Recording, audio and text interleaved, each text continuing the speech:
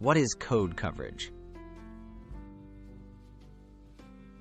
The previous message is a way to measure how much of your code is tested by automated tests.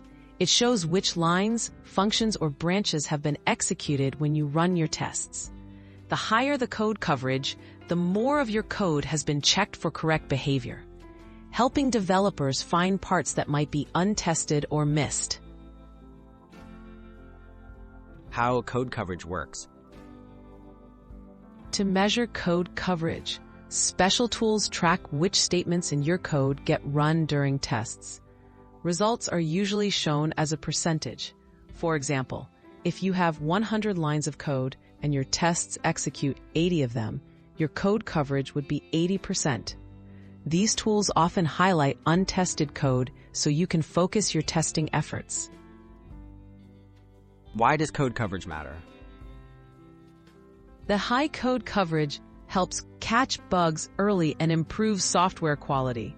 When most of your code is tested, you're more likely to spot errors before releasing software to users.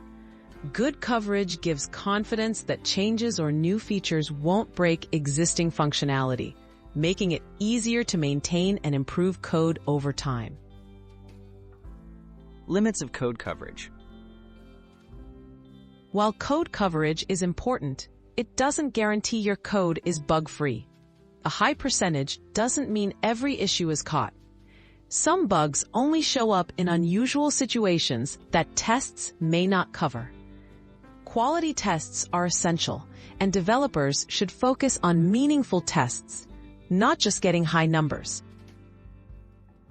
Using code coverage in practice.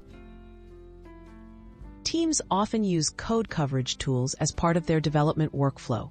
Targets like 80% coverage are common, aiming for good testing without obsessing over every detail.